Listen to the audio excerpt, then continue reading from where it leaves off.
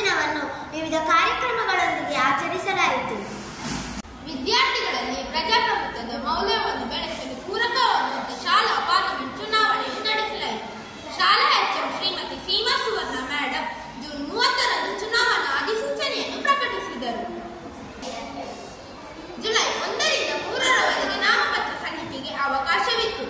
7ನೇ ತರಗತಿಯ 10 ವಿದ್ಯಾರ್ಥಿಗಳು ನಾಮಪತ್ರ ಸಲ್ಲಿಸಿದ್ದರು. ಜುಲೈ 4ರಂದು ನಾಮಪತ್ರ ಸೂಕ್ಷ್ಮ ಪರಿಶೀಲನೆ ನಡೆಯಿತು. ಜುಲೈ 7ರಂದು ನಾಮಪತ್ರ ಹಿಂಪಡೆದ ಬಳಿಕ ಅಭ್ಯರ್ಥಿಗಳಿಗೆ ಪ್ರತಿ ಪ್ರಕಟಿಸಿದರು.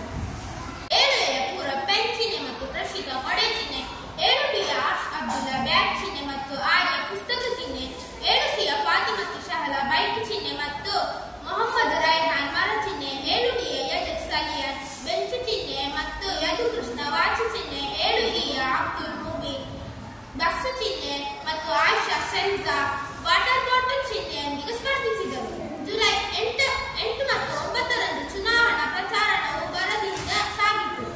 ಜುಲೈ 11ರಂದು ಬೆಳಿಗ್ಗೆ 10 ಗಂಟೆಗೆ EVM ಮತದಾನವು ಆರಂಭವಾಯಿತು.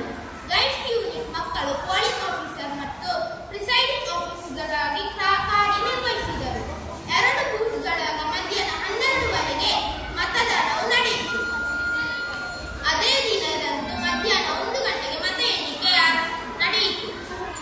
ಅಭ್ಯರ್ಥಿ 7ಸಿಯ ಫಾತಿಮತ್ತು ಶಹಲಾ 148 ಮತಗಳನ್ನು ಪಡೆದು ಶಾಲಾ ನಾಯಕಿಯ ಸ್ಥಾನ ಆಯ್ಕೆಯಾದರು. ಜುಲೈ 16ರಂದು HM ಸೀಮಾ ಸುವರ್ಣ ಮೇಡಂ ಶಾಲಾ ನಾಯಕಿ ಫಾತಿಮತ್ತು ಶಹಲಾರಿಗೆ ಪ್ರಮಾಣ ವಚನವನ್ನು ಬೋಧಿಸಿದರು. ಪ್ರಜಾಪ್ರಭುತ್ವ ಮತದಾನವು ಎಲ್ಲ ಪ್ರಕ್ರಿಯೆಗಳ ಪಾಲಿಸಿಕೊಂಡು ನಡೆದ ಈ ಮತದಾನವು ಮಾದರಿ ಮತದಾನವೆನಿಸಿತು. ಜುಲೈ 11ರಂದು ಶಾಲಾ ಶಾಸ್ತ್ರರಂಗ ಕ್ಲಬ್ಬಿನ ಉದ್ಘಾಟನೆಯು ನೆರವೇರಿತು. ಕಾಸರಗೋಡು ಉಪಜಿಲ್ಲಾ ವಿದ್ಯಾಧಿಕಾರಿಗಳಾದ ಶ್ರೀ ಅಗಸ್ಟಿನ್ ಬರ್ನಾಡ್ ಅವರು ಕಾರ್ಯಕ್ರಮವನ್ನು ಉದ್ಘಾಟಿಸಿದರು.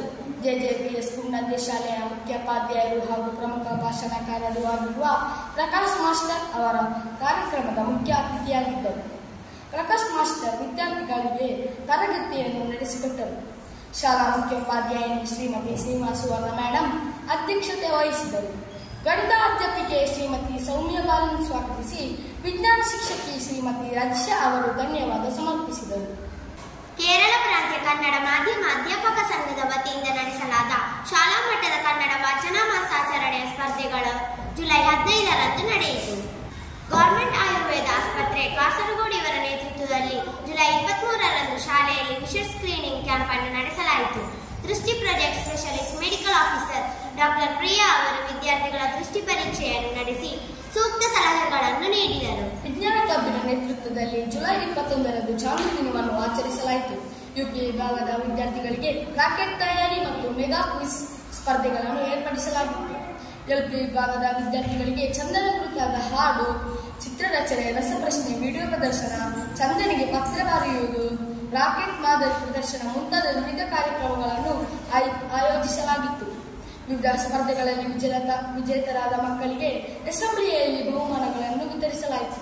2025-26ನೇ ಶೈಕ್ಷಣಿಕ ವರ್ಷದ PTA ಮಹಾಸಭೆಯು ಜುಲೈ 26ರಂದು ಜರುಗಿತು. PT ಅಧ್ಯಕ್ಷ ಶ್ರೀನಿವಾಸ್ KV ಅವರು ಅಧ್ಯಕ್ಷತೆಯಲ್ಲಿ ನಡೆದ ಈ ಸಭೆಯಲ್ಲಿ ಶಾಲಾ HM ಸೀಮಾ ಸುವರ್ಣ ಮೇಡಂ ಸ್ವಾಗತಿಸಿದರು. SRG convener Abdul Gafoor sir ವಾರ್ಷಿಕ ವರದಿ ಮಂಡಿಸಿದರು. ಬಳಿಕ ನೂತನ ಪದಾಧಿಕಾರಿಗಳನ್ನು ಆಯ್ಕೆ ಮಾಡಲಾಯಿತು. PT ಅಧ್ಯಕ್ಷರಾಗಿ ಶ್ರೀನಿವಾಸ್ KV ಮತ್ತು ಉಪಾಧ್ಯಕ್ಷರಾಗಿ ಅಮಿನ್ ಅಡ್ಕತ್ಬೇರಿ, MPT ಅಧ್ಯಕ್ಷರಾಗಿ ಶ್ರೀಮತಿ ಸವಿತಾ ಮತ್ತು SMC ಚೇರ್ಮನ್ ಆಗಿ ತಾಜುದ್ದೀನ್ ಪುನರಾಯ್ಕೆಗೊಂಡರು.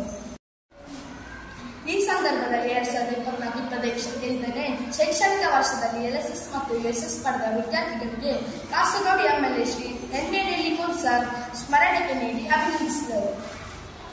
ಜುಲೈ 22ರಂದು ಕಾಸರಗೋಡು ಸರ್ಪಾ ತಂಡದ ಸದಸ್ಯರು ಹಾವು ಮತ್ತು ಹಾವಿನ ಕಡಿತ ಎಂಬ ವಿಷಯದ ಬಗ್ಗೆ ವಿದ್ಯಾರ್ಥಿಗಳಿಗೆ ತಿಳುವಳಿಕಾ ತರಗತಿಯನ್ನು ನಡೆಸಿಕೊಟ್ಟರು. ತಂಡದ ಸದಸ್ಯರಾದ ಸುರೇಂದ್ರ ಅವರು ಹಾವಿನ ಮೂಲ, ಪರಿಸರ ವ್ಯವಸ್ಥೆಯಲ್ಲಿ ಹಾವಿನ ಪ್ರಾಧಾನ್ಯತೆ, ಹಾವಿನ ಕಡಿತವಾದಾಗ ತೆಗೆದುಕೊಳ್ಳಬೇಕಾದ ಕ್ರಮಗಳು, ಮುಂಜಾಗ್ರತೆಗಳ ಬಗ್ಗೆ ತಿಳಿಸಿದರು. ಸರ್ಪ ತಂಡದ ಸದಸ್ಯರಾದ ಅಮಿ, ಗೌತಮ್ ಮುರಳಿ, ಅನೂಪ್ ಮೊದಲಾದವರು ಉಪಸ್ಥಿತರಿದ್ದರು.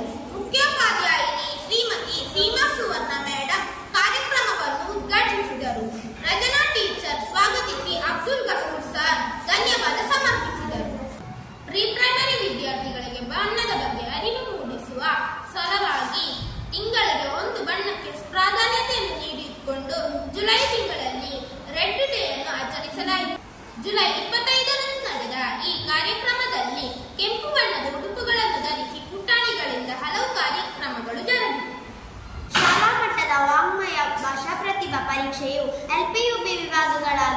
ಜುಲೈ 29ರಂದು ಜರುಗಿತು.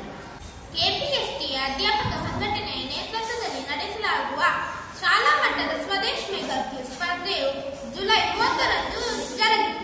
ಜುಲೈ 30 ಪ್ರೇಮ್ಚಂದ್ ದಿನಾಚರಣೆಗೆ ಸಂಬಂಧಿಸಿ ಹಿಂದಿ ಕ್ವಿಜ್, ಪೋಸ್ಟರ್ ರಚನೆ, ಕೈ ಬರಹ, ಓದುವ ಸ್ಪರ್ಧೆಗಳನ್ನು ನಡೆಸಲಾಯಿತು. ಶಾಲಾ ಹಿಂದಿ ಅಧ್ಯಾಪಕರಾದ ಬಿಂದು ಟೀಚರ್ ಹಾಗೂ ಅಬ್ದುಲ್ ಗಫೂರ್ ಸರ್ ಇದರ ನೇತೃತ್ವವನ್ನು ವಹಿಸಿದರು.